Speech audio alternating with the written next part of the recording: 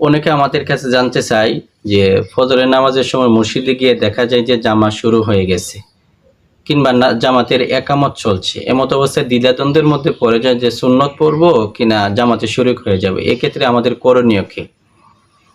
এর উত্তর হইল, এমত অবস্থায় দেখতে হবে সুন্নত পরে ইমাম সাহেবকে কমপক্ষে দ্বিতীয় রাকাতে পাওয়ার সম্ভাবনা আছে কিনা। সম্ভাবনা যদি থাকে তাহলে সুন্নত পরে তারপর জামাতে শরীক হবে।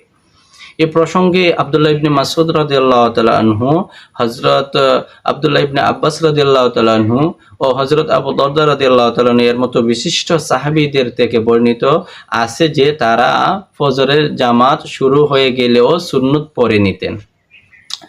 হযরত আবু দারদা রাদিয়াল্লাহু তাআলা আনহু ফজরের সময় মসজিদে প্রবেশ করে লোকদেরকে ফজরের জামাতে খাতারবন্দি অবস্থায় পেলেন। তারপর তিনি কি করলেন? মসজিদের এক কোণে ফজরের নামাজের সুন্নত আদায় করলেন, অতঃপর মানুষের সঙ্গে জামাতে শরীক হইলেন। শরহু মাআনিল আসার এই কিতাবের মধ্যে এই ঘটনাটা পাওয়া যায়। আর যদি সুন্নত পরে ইমাম সাহেবকে দ্বিতীয় রাকাতে পাওয়ার সম্ভাবনা দ্বিতীয় রাকাতের পাওয়ার সম্ভাবনা না থাকে, তাহলে সুন্নত পড়া ছাড়াই জামাতে অংশগ্রহণ করবে। এক্ষেত্রে তা পরে নিবে, সুন্নতটা আপনি পরে নেবেন। কারণ কি? কারণ হইল সুন্নত নামাজের মধ্যে সবচেয়ে গুরুত্বপূর্ণ হচ্ছে ফজরের 2 রাকাত সুন্নত। হাদিস শরীফে এর অনেক ফজিলত সম্পর্কে বিভিন্নভাবে বর্ণনায় এসেছেন।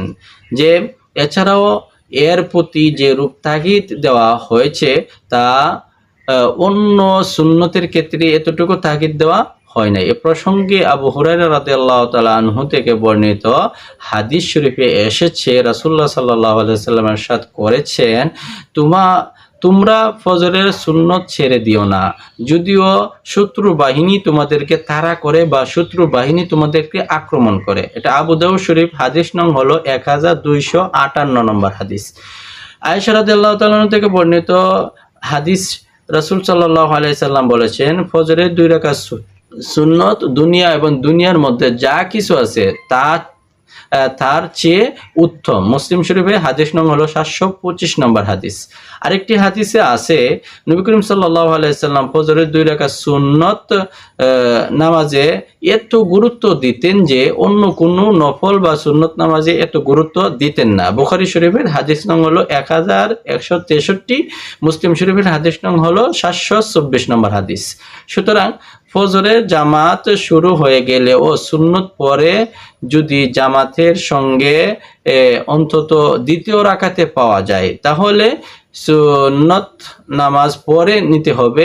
আর দ্বিতীয় রাকাতে পাওয়ার সম্ভাবনা যদি না থাকে তাহলে সুন্নত পড়বে না, বরঞ্চ আপনি জামাতে শরীক হয়ে যাবেন। সূর্য উদয়ের পর তারপরে সুন্নত পড়ে নেবেন।